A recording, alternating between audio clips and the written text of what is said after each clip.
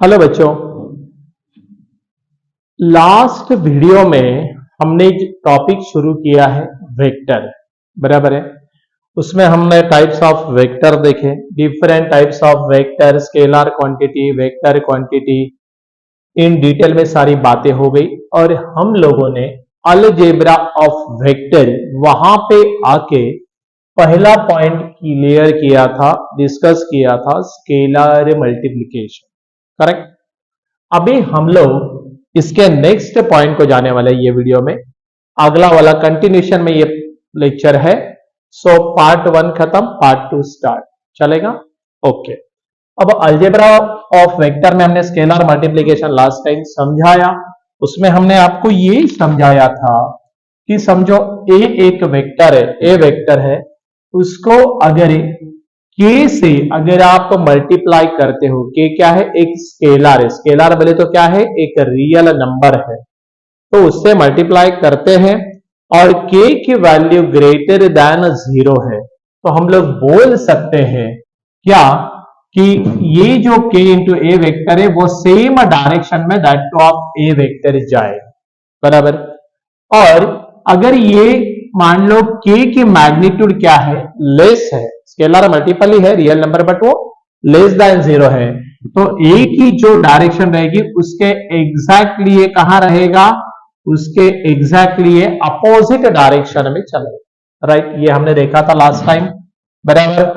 अभी देखो, हम जब आगे जाएंगे, इसको नेक्स्ट वाले पॉइंट को हम शिफ्ट कर रहे हैं। अभी आपको ये भी समझाया था पॉइंट कि के इक्वल टू अगर 0 होता है, वो रियल नंबर अगर 0 है, तो 100% के इंटू ए वेक्टर भी क्या आएगा? 0। क्योंकि रियल नंबर 0 है तो 0 ने किसको भी मल्टीप्लाई किया तो हमको क्या मिलने वाला है? 0। तो पहला वाला पॉइंट ये भी बताया था। और ये 0 vector is nothing but it is also called as null vector. Right. मतलब initial and terminal point gets coincide. Correct.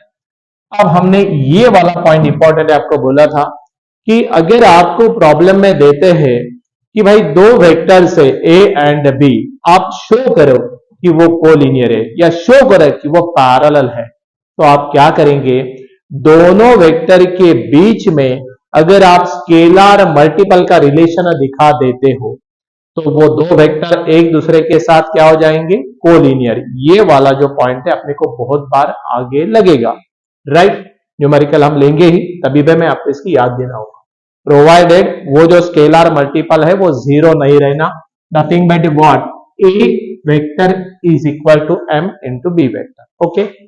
यहां भी हुआ था यूनिट वेक्टर जो था उसका फॉर्मूला पे डिस्कस हमने किया, और विथ दैट के साथ मल्टीपल किया तो यूनिट वेक्टर को के से मल्टीप्लाई करना है।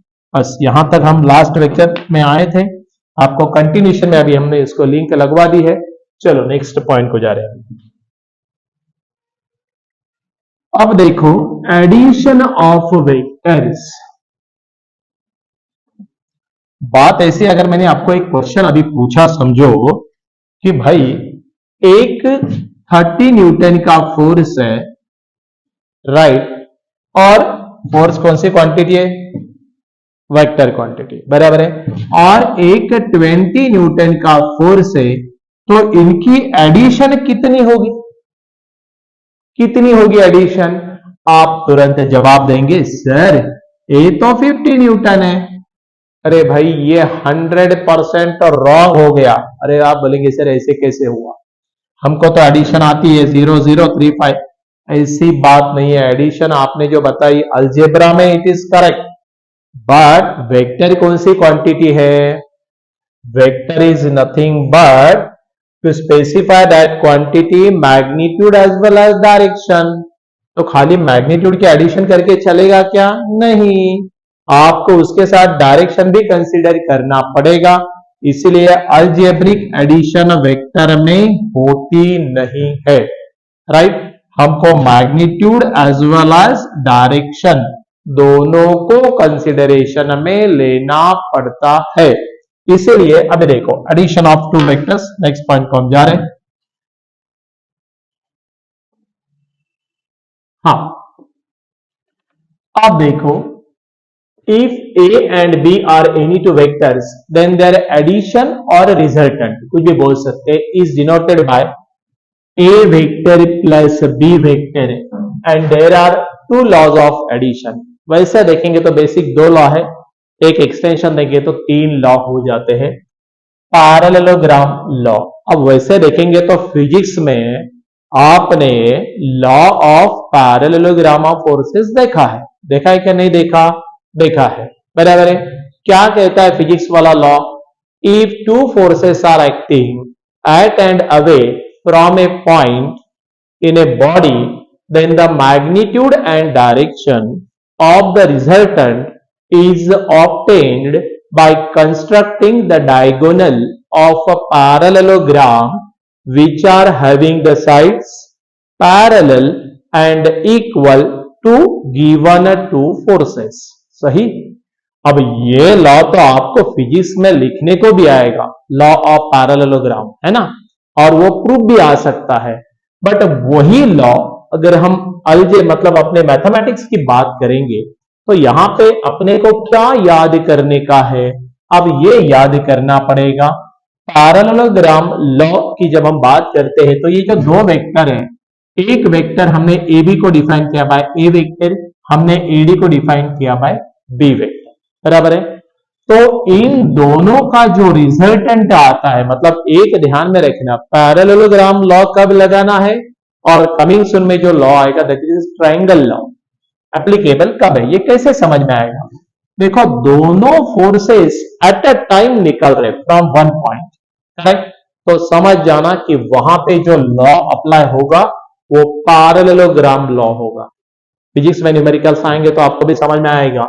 सो यहां पे ये ए पॉइंट से मतलब दोनों का इनिशियल पॉइंट क्या है? सेम है ना, ये इधर जा रहा है और ये इधर जा रहा है, इनिशियल पॉइंट सेम। कौन सा वेक्टर? को टर्मिनस या को इनिशियल? को इनिशियल बताया था ना लास्ट वीडियो में। अब दोनों का इनिशियल पॉइंट सेम है तो समझ जाना कि यहाँ पे पैरेललोग्राम लॉ चले, और इनका अगर आपको रिजल्टेंट निकालना है या इनकी एडिशन करनी है तो that addition nothing but what? C vector is equal to A vector plus B vector, correct. यहां पे ये हमने पूरा क्लियर लिख के भी दिया है, उसमें कोई प्रॉब्लम नहीं है, लॉ भी आपको स्टेट करके दिया है, चलेगा। So we will proceed to another. अब देखो नेक्स्ट में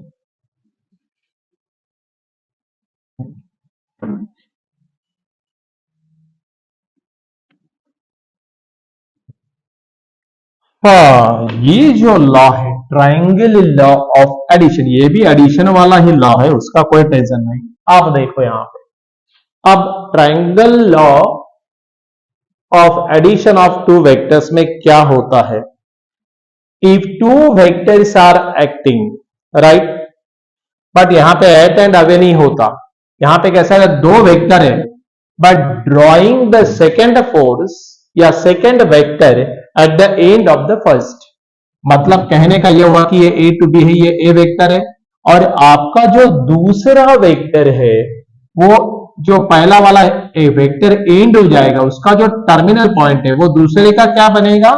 initial point. Second vector is drawing eight the end of the first, correct. तो यहां पे ये ए वेक्टर हो गया, यहां पे ये बी वेक्टर हो गया, और आपको इन दोनों का क्या चाहिए? एडिशन चाहिए, या क्या चाहिए? रिजल्टेंट चाहिए। तो देखो इन ट्रायंगल ए बी सी की बात अगर हम करेंगे तो यहां पे ए बी एक साइड ऑफ ट्रायंगल हो गई, बी सी एक दूसरी साइड ऑफ ट्रायंगल हो गई, तो हम लोग इसका रिजल्टेंट कैसे बनाते हैं, एडिशन कैसे करते हैं? Nothing but this is the third side of your triangle which represent the resultant, right, having a magnitude as well as direction। तो यहां पे देखो C vector is nothing but क्या बताता है? ये nothing but resultant, nothing but A vector plus B vector.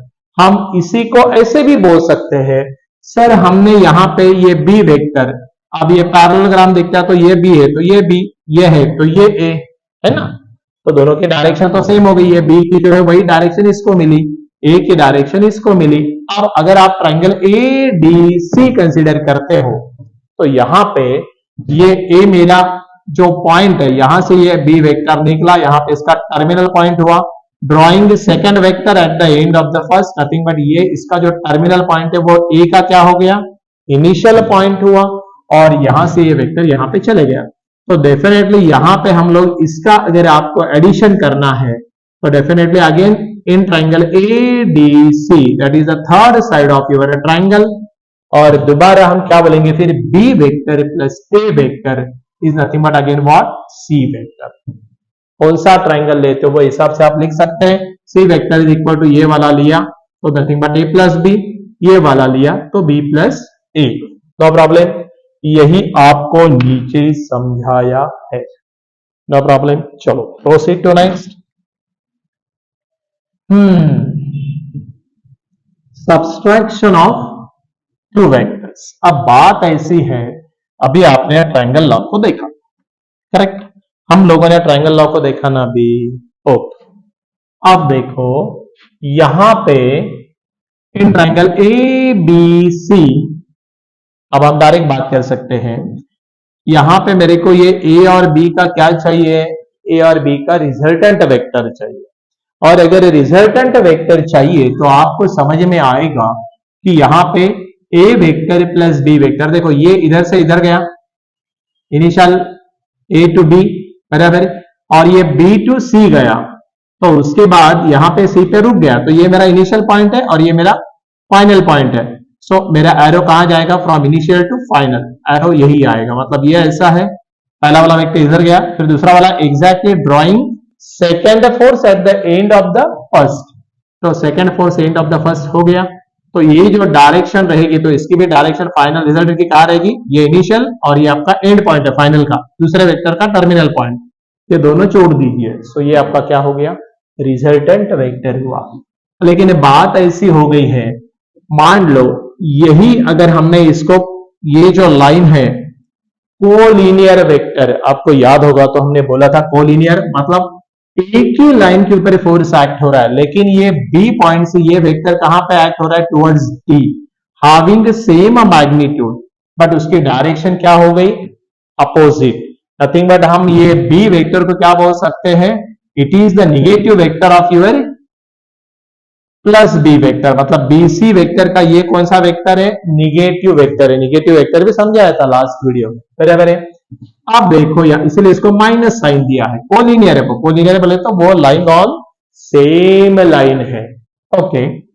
अब देखो यहां पे क्या हो जाएगा, फिर यहां पे फिर ट्रायंगल बना ना ए बी डी, बराबर है, पहला वाला फोर्स ए वेक्टर, ये दूसरा वाला minus B vector, drawing second force at the end of the first, yes, then line joining the beginning and the end of the last force gives the resultant, line joining the beginning and end of the last force gives the resultant, तो arrow देखो बराबर आया, but यहां पे ये जो resultant आएगा हम क्या लिखते हैं actually a plus B, but ये आपका जो b वेक्टर है वो क्या है, निगेटिव वेक्टर है ना, ये बी का ये निगेटिव वेक्टर हुआ, तो यहां पे प्लस करके हमने ब्रैकेट में क्या लिखा, माइनस बी वेक्टर, समझ में आया। सो इसको बोलते हैं subtraction of two vectors, no problem. Shall we proceed to next point, very good. अब जरा देखो यहां पे, ये थोड़ा सा एक्सटेंशन है, बट एक्चुअली इसका नाम भी वैसे देखेंगे क्या है, additional law of vector extended to a polygon, correct. अब यहां पे law of polygon of vector भी आप इसको बहुत बार बोलते हैं, करेक्ट। एक हमने पॉलीगॉन बनाया, मतलब अभी दो फोर्स नहीं है, जैसा ट्रायंगल में एक दो देन थर्ड वन है ना, वैसा नहीं अभी। अब यहां पे क्या हो गया, देखो यहां पे ए बी सी डी ये चार फोर्स, चार वेक्टर्स है, करेक्ट।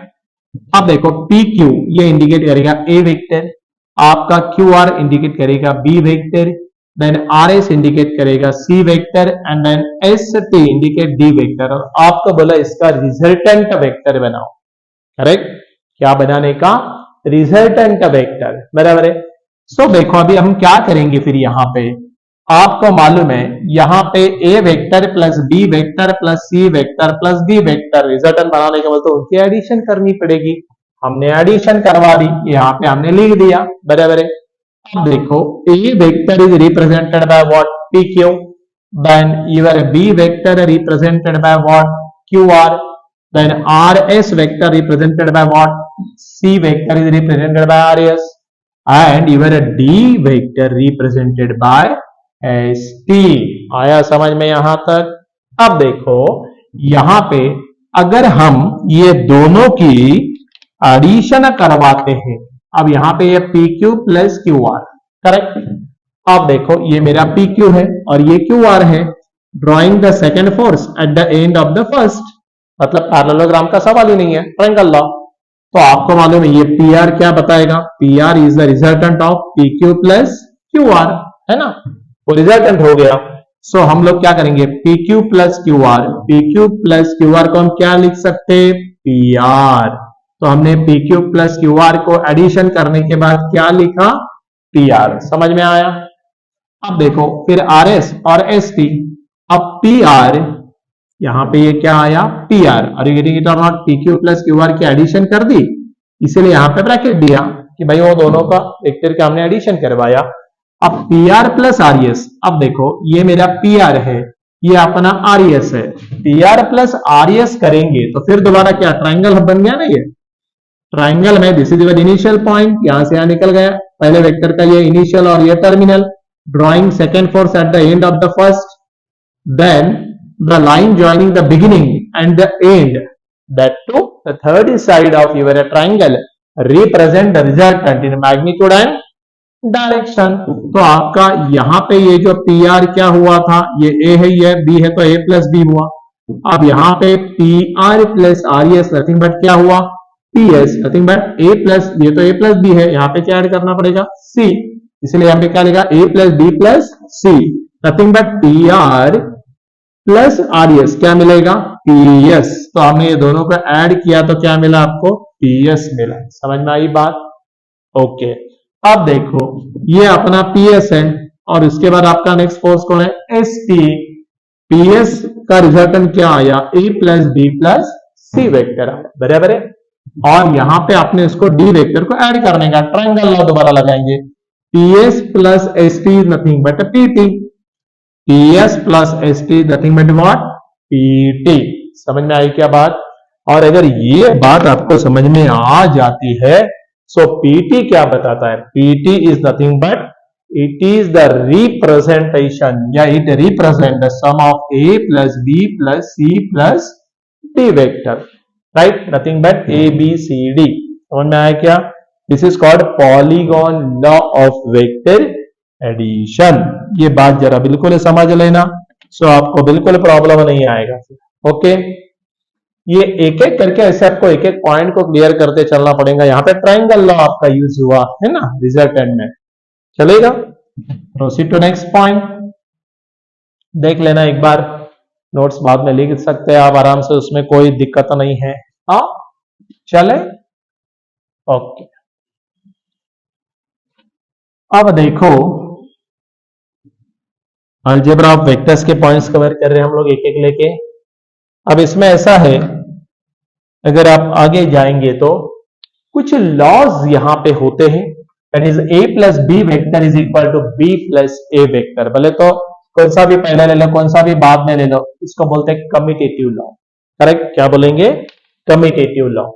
अब देखो एसोसिएटिव लॉ बोले तो ए प्लस बी वेक्टर में प्लस सी मिला है क्या, ए वेक्टर में बी प्लस सी मिला है क्या, दोनों क्या होंगे, इक्वल ही होंगे।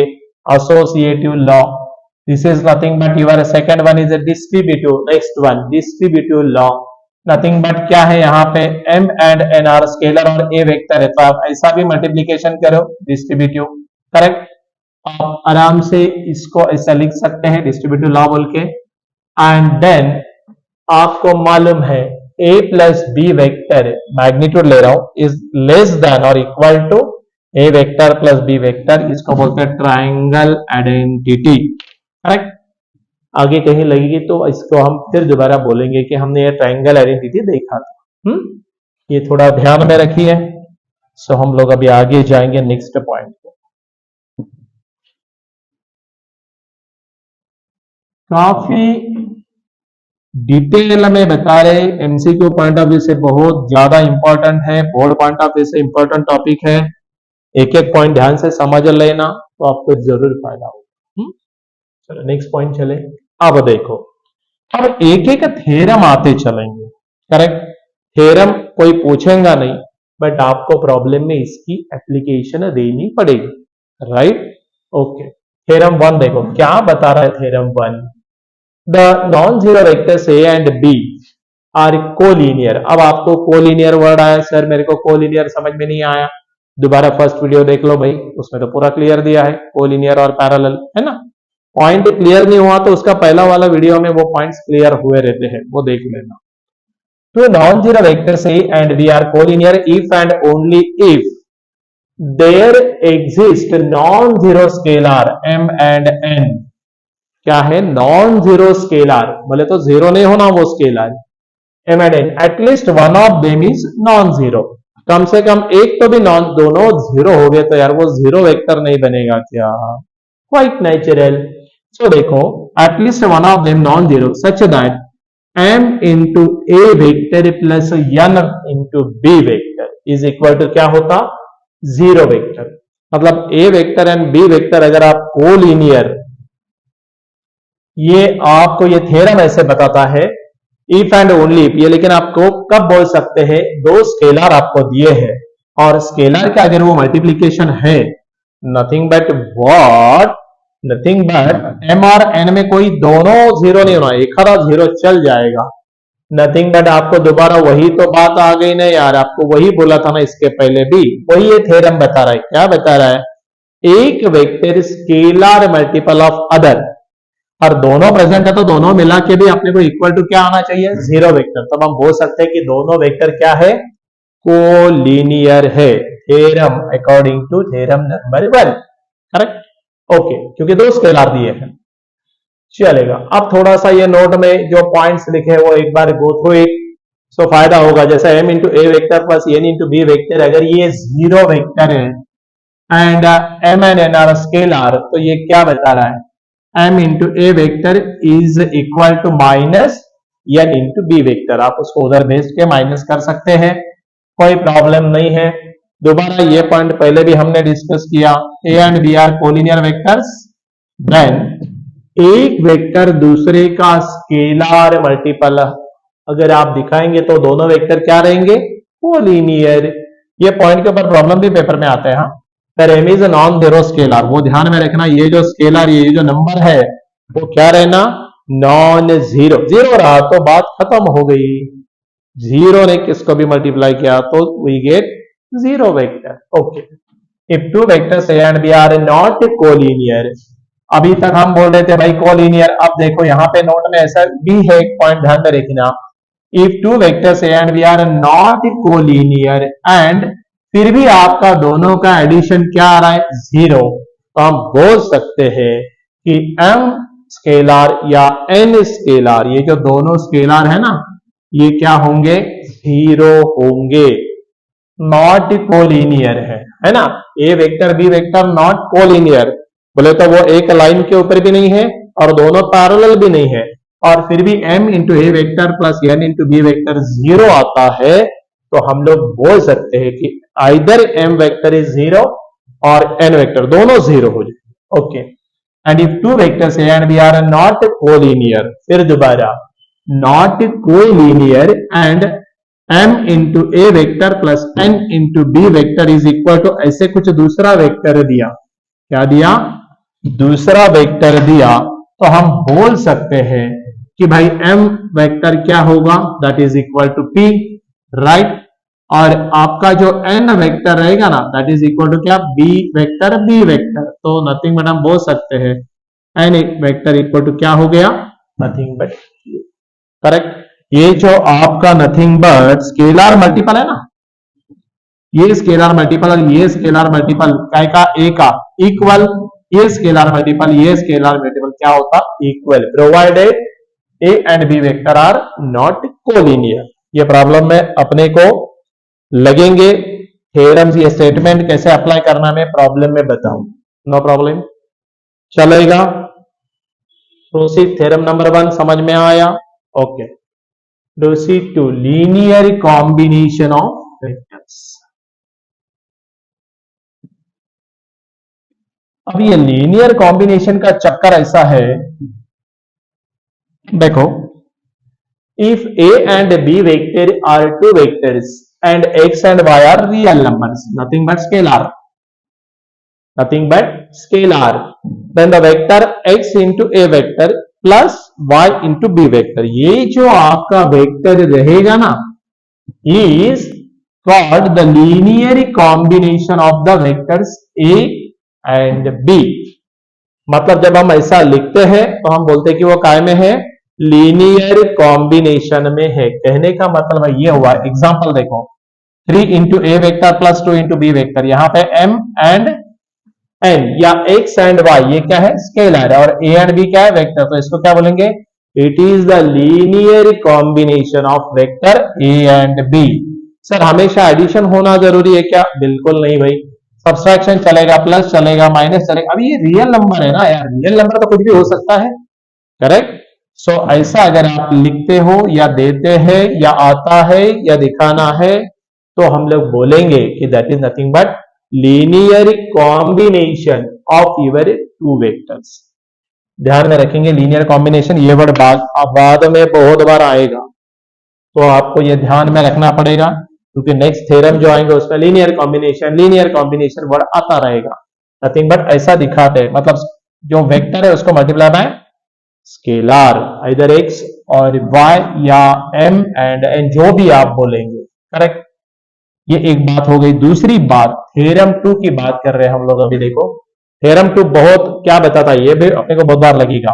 If a and b are two non zero and non collinear vectors, non collinear vector है, बोले तो वो दोनों एक लाइन में नहीं है या दोनों पैरेलल नहीं है, lying in the same plane, but वो दोनों एक का प्लेन में, मतलब को प्लानर तो है, करेक्ट, को प्लानर है, then any vector R is coplanar with them, मतलब वही प्लेन में एक और तीसरा वेक्टर हम ऐड कर सकते हैं। But R vector coplanar कब होगा, उसके साथ वो को प्लानर कब होगा, R vector, if there exist unique scalar t1 and t2, मतलब वहां पे unique scalar t1 and t2 such that r vector is equal to t1 into A vector plus t2 into B vector. जरा बात को समझ लेना, ये जो r वेक्टर है वो को प्लानर होगा किसके साथ, ये पहले दोनों के साथ। अगर वहां पे ये जो लीनियर कॉम्बिनेशन हमने दिखाया ना, t1 into A vector plus t2 into B vector, उसमें t1 एंड t2 क्या होना, यूनिक स्केलर। यूनिक स्केलर का मतलब वो दोनों t1 और t2 की वैल्यू क्या रहना, सेम रहना। बहुत बार पेपर में ऐसा पूछते हैं, और ये t1 t2 अगर सेम वैल्यू नहीं आई, यूनिक वैल्यू नहीं है, यूनिक बोले तो 1 नहीं, कोई भी वैल्यू मेरे को चलेगी, 5 5 -5 -5 2 2, ये t1 t2 की वैल्यू क्या होना, यूनिक स्केलर बोले तो रियल नंबर, स्केलर बोले तो रियल नंबर, तो वो नंबर दोनों का क्या रहना, सेम। तब हम बोल सकते हैं कि आर वेक्टर क्या है, वो lying in the same plane है, that of A vector and B vector. ये बात को जरा समझ लेना, करेक्ट। छोटे छोटे पॉइंट्स बस ध्यान में रखो, काफी डीप है ये प्रोग्राम। अब जरा देखो यहां पे नेक्स्ट इसको जा रहे हम लोग, हाँ अब बात ऐसी है नेक्स्ट में, देखो ये नोट सब इंपॉर्टेंट होते हैं, ये एक्चुअली थ्योरम्स की कॉर्लरी होती है बहुत बार, right. If R vector is equal to, ऐसा है, आर बोले तो थर्ड वेक्टर है ना, A vector and B vector जो एक प्लेन में लाई कर रहे हैं, उसी प्लेन में आर वेक्टर है ना। अगर ये यूनिक स्केलर आ गए तो बोल सकते हैं कि आर वेक्टर वही प्लेन में लाई हो रहा है जिस प्लेन में A vector and B vector है। बात समझ रहे ना आपको, ओके। आप देखो where t1 and t2 are scalar, since a and b are coplanar, बराबर है। अब a vector and b vector coplanar है, तो उसको कोई भी स्केलर से मैंने मल्टीप्लाई किया, तो आपको अभी बताया था स्केलर मल्टीपल क्या होगा, खाली उसकी मैग्नीट्यूड बढ़ जाएगी, बराबर है, बट वो वही प्लेन में रहेगा क्योंकि k इंटू ए वेक्टर ये भी कोलिनियर वेक्टर रहता है, किसके साथ, ए वेक्टर के साथ। So nothing but t1 into A vector and t2 into B vector are also क्या, कोप्लानर, ये कोप्लानर है तो वो भी कोप्लानर है, बराबर है। सो यहाँ पे r वेक्टर इक्वल टू ये t1 into A plus t2 into B vector is a coplanar with A vector and B vector, समझ में आया। और ये दूसरा वाला पॉइंट है, A B C are coplanar vectors then any one of them, मतलब ये तीन वेक्टर्स दिए हैं तो हम any one of them can be expressed as a linear combination of other two vectors. कोई भी बी वेक्टर ए और सी में दिखा सकते हैं, ए वेक्टर बी और सी में दिखा सकते हैं, सी वेक्टर ए और बी में लीनियर कॉम्बिनेशन में दिखा सकते हैं। समझ गए बात को आप, ये क्लियर हो गया, ये नो प्रॉब्लम। अब देखो यहां पे हमने ये पूरा पॉइंट क्लियर किया, कहने का मतलब यहां पे अभी हमने थ्योरम 2 तक हम लोग आए हैं, करेक्ट। अब हम यहां पे ये लेक्चर्स को, ये वीडियो को कंक्लूड करेंगे और हम फिर दोबारा नेक्स्ट वीडियो में जाएंगे, नेक्स्ट पॉइंट देखेंगे। बट ये जरा बातें समझ लेना कि ये छोटे छोटे पॉइंट है, लीनियर कॉम्बिनेशन क्या होता है, कैसे दिखाते हैं, एबीसी तीनों कोप्लानर है तो हम लोग एक वेक्टर को दूसरे के साथ लीनियर, बाकी दोनों के साथ लीनियर कॉम्बिनेशन में दिखा सकते हैं, करेक्ट। प्रॉब्लम में हम इसके सारे के एप्लीकेशंस लेंगे ही, वो कोई बात नहीं है, समझ में आया। सो यहां पे अभी जो थ्योरम स्टार्ट हुए 1 एंड 2 हमने खत्म किया ये वीडियो में, राइट। अलजेब्रा ऑफ वेक्टर्स हम चालू था वो भी खत्म करके हमने थ्योरम 1 एंड 2 कंक्लूड किया, नो प्रॉब्लम। सो आप लोग ये वीडियो को डिटेल में देखिए, गो थ्रू इट। अगर ये चैनल को सब्सक्राइब नहीं किया तो सब्सक्राइब करिए सो दैट आपको इंटीमेशंस मिलती रहे, नोटिफिकेशंस आते रहे, लाइक करिए और फ्रेंड सर्कल में शेयर भी करिए तो सबको फायदा होगा, correct. With this we conclude this lecture, 100% आपको फायदा ही होगा, करेक्ट। अब हम नेक्स्ट वीडियो में इसी को कंटिन्यूशन के साथ मिलेंगे in part 3, part 2 over, correct, चलेगा। So thank you, bye.